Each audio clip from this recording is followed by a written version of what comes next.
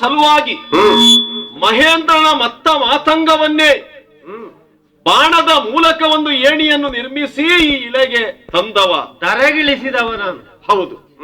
ಕೈಲಾಸ ವಾಸಿಯಾದ ಪ್ರಭು ಶಂಕರನ ಕೂಡೆ ಕಾಡಾಕಾಡಿಯಾಗಿ ಹೋರಾಟವನ್ನು ಮಾಡಿ ಆತನಿಂದ ಪಾಶುಪತ ಎಂಬ ಅಸ್ತ್ರವನ್ನು ನೀನು ಪಡೆದವ ನಾನೇ. ನಿವಾತ ಕವಚಾದಿ ಕಾಲಕೇಯಾದಿ 60,000 ದುಷ್ಟರನ್ನು ವಧಿಸಿ ದೇವೇಂದ್ರನ ಅರ್ಧಾಸನವನ್ನು ಏರಿ ಕಿರೀಟಿ ಎಂಬಂತ ಹೆಸರನ್ನು ಗಳಿಸಿದಂತ ಪುಣ್ಯಾತ್ಮ ನೀನು.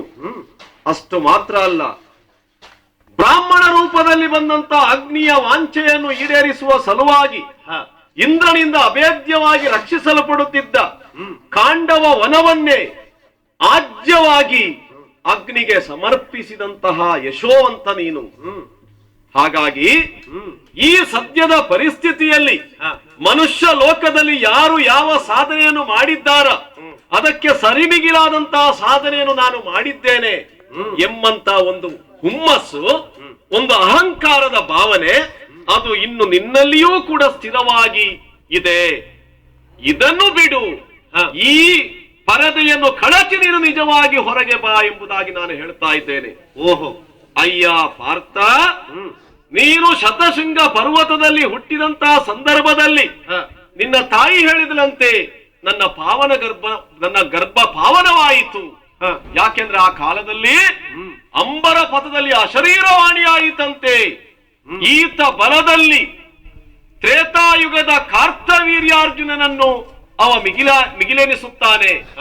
ಅಂತಹನ ಬಲವು ಇವನ ತೋಳಲ್ಲಿ ಬರುತ್ತದೆ. ನೋಡು, ನದಿಗೆ ಬಿಸಾಡಿದ ಉದಾಹರಣೆ ಉಂಟ. ಹೇಳುತ್ತೇನೆ.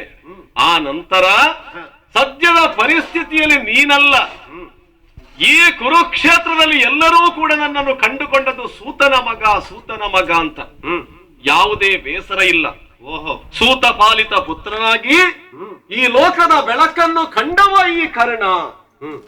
ರಾಧೆಯ ಅಲ್ಲ, ಆ ಎದೆಯ ಹಾಲನ್ನು ಕುಡಿದು ಮಗ ಎಂಬುದಾಗಿ ಕರೆಯುವುದರಲ್ಲಿ ಯಾವುದೇ ರೀತಿಯ ಅವಹೇಳನಕಾರಿ ವಿಚಾರವನ್ನು ಈ ಕರ್ಣ ಕಾಣುವುದಿಲ್ಲ.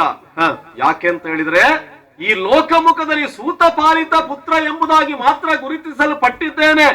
ಕರ್ಣನ ನಿಜವಾದಂತಹ ಜನ್ಮ ರಹಸ್ಯ ಏನು ಎಂಬುದಾಗಿ ಅರಿಯುವಲ್ಲಿ ಎಲ್ಲರೂ ಕೂಡ ಮೂಢರಾಗಿದ್ದಾರೆ. ಒಂದು ಮಾತು ನಿನಗೆ ಹೇಳ್ತಾ ಇದ್ದೇನೆ. ಏನು? ನದಿಯ ಮೂಲವನ್ನು, ಸ್ತ್ರೀಯ ಮೂಲವನ್ನು, ಋಷಿಯ ಮೂಲವನ್ನು ನೋಡಬಾರದಂತೆ. ಯಾಕೆಂದ್ರೆ ದಿವ್ಯವಾದಂತಹ ರಹಸ್ಯಗಳು ಆ ಮೂಲದಲ್ಲಿ ಅಡಗಿದೆಯಂತೆ. ಇದು ಪ್ರಾಜ್ಞರ ಮುಖವಾಣಿಯಿಂದ ಹೊರಟಂತಹ ಅಮೃತವಾಣಿ ಆಗಿರುತ್ತದೆ. ಹಾಗಾಗಿ ನಿನ್ನಲ್ಲಿ ಒಂದು ಮಾತು ಹೇಳ್ತೇನೆ. ಏನು? ನಿನಗೆ ಬಿಲ್ವಿದ್ಯೆಯನ್ನು ಬೋಧನೆ ಮಾಡಿದಂತಹ ಗರುಡಿಯಾಚಾರ್ಯರಾದಂತಹ ದ್ರೋಣರು ಅವರು ಹೇಗೆ ಹುಟ್ಟಿದ್ರು? ತುಂಬ ಸಂಭವರಲ್ಲಿ ಅಲ್ವೇ? ಕುಂಭದಲ್ಲಿ ಹುಟ್ಟಿದ್ರು. ಕೃಪಾಚಾರ್ಯರ ಜನನ ಹೇಗೆ ಆಯಿತು? ನೂಜೆ ಹುಲ್ಲಿನಿಂದ ಅವರು ಆವಿರ್ಭವಿಸಿದರು. ಅದೇ ರೀತಿಯಲ್ಲಿ ನಿಮ್ಮೈವರು ಪಾಂಡವರ ವಿಚಾರವನ್ನು ಗ್ರಹಿಸಿದಾಗಲೂ ಕೂಡ ಹಿಂದಮ ಋಷಿಗಳ ಶಾಪದಿಂದ ಎಲ್ಲವನ್ನೂ ಕಳೆದುಕೊಂಡು ಕಾಡಿಗೆ ಹೋದಂತ ಪಾಂಡು ಚಕ್ರವರ್ತಿಗೆ ಮಕ್ಕಳು ಹೇಗೆ ಹುಟ್ಟಿದ್ರು ಎಂಬುದಾಗಿ ನಾವು ವಿವೇಚನೆ ಮಾಡಿದ್ರು ಕೂಡ ಇದೂ ಕೂಡ ರಹಸ್ಯದ ವಿಚಾರವೇ ಆಗಿದೆ. ಅರ್ಥಾತ್ ನಿಮ್ಮ ಹುಟ್ಟಿನಲ್ಲಿಯೂ ಕೂಡ ಯಾವುದೋ ಒಂದು ರಹಸ್ಯವಾದ ವಿಚಾರ ಅಡಗಿ ಹೋಗಿದೆ. ಈ ಕುರುವಂಶ ಬೆಳಗದ್ದು ಹೇಗೆ ನೀನು ಆಲೋಚನೆ ಮಾಡು. ಚಂದ್ರವಂಶ ಅಲ್ವೇ ಇದು? ಚಂದ್ರನೇ ಆದಿಪುರುಷ ಅಲ್ವೇ ಈ ವಂಶಕ್ಕೆ? ಆ ಚಂದ್ರ ಬುಧನನ್ನು ಹೇಗೆ ಪಡೆದ? ಗುರುಪತ್ನಿಯಾದಂತಹ ತಾರೆಯನ್ನು ಸೇರಿ ಆ ಮೂಲಕ ಎಂಬಂತ ಬುಧ ಎಂಬ ನಾಮಕ ಪುತ್ರನನ್ನು ಪಡೆದಿದ್ದಾನೆ ಅಂತಾದ್ರೆ ಅಲ್ಲಿಯೂ ಕೂಡ ಕಲ್ಮಶ ಅಂಟಿ ಹೋಗಿದೆ. ಆ ನಂತರ ಚಂದ್ರವಂಶ ಉದ್ದೀಪನಕ್ಕೆ ಬರಬೇಕಿದ್ರೆ ಯಯಾತಿಯಿಂದ ಶುಕ್ರಾಚಾರ್ಯರ ಮಗಳಾದಂತಹ ದೇವಯಾನಿಯಿಂದ ಈ ವಂಶ ಉದ್ದೀಪನಕ್ಕೆ ಬಂದದ್ದಲ್ಲ.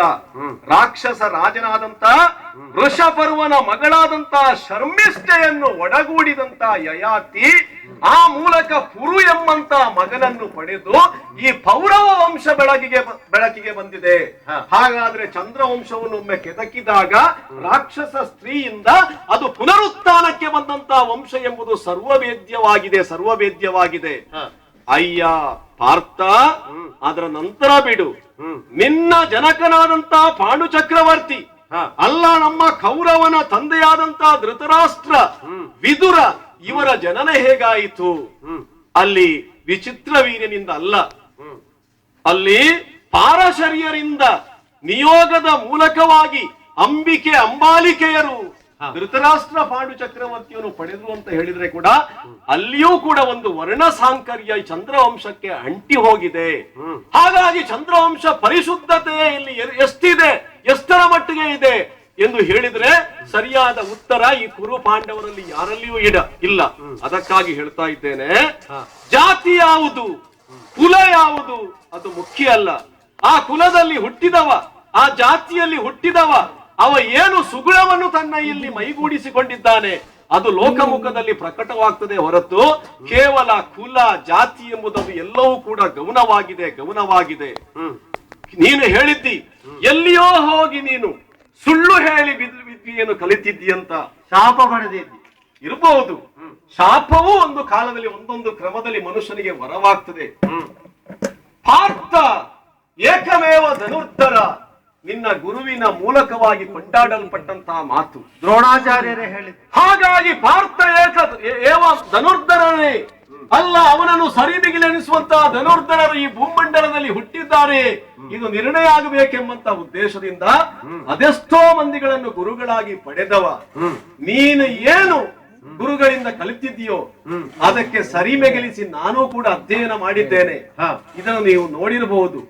ಬಿಲ್ವಿದ್ಯಾ ಪರೀಕ್ಷಾ ರಂಗಮಂಟಪದಲ್ಲಿ ಕುರು ಪಾಂಡವರ ಆ ಬಿಲ್ವಿದ್ಯೆ ಯಶಸ್ಸನ್ನು ಅರಿಯುವ ಸಲುವಾಗಿ ಒಂದು ಪಣವೇ ಅಲ್ಲಿ ಹುಟ್ಟು ಹಾಕಲ್ಪಟ್ಟಿದಂತೆ. ಆ ಪಣದಲ್ಲಿ ನೀನಲ್ಲಿ ಹೇಳಿದರು, ಆ ಹಕ್ಕಿಯ ಕಣ್ಣಿಗೆ ಗುರಿಯಿಟ್ಟು ಹೊಡೆದಂತ ಎಲ್ಲ ವಿದ್ಯೆಗಳನ್ನು ಕೂಡ ನಾನು ಕೂಡ ಅಲ್ಲಿ ತೋರಿಸಿದವ. ಆ ನಂತರ ಸಮದಂಡಿಯಾಗಿ ನಿನ್ನ ಕೂಡೆ ದ್ವಂದ್ವ ಯುದ್ಧವನ್ನು ಮಾಡುವ ಸಲುವಾಗಿ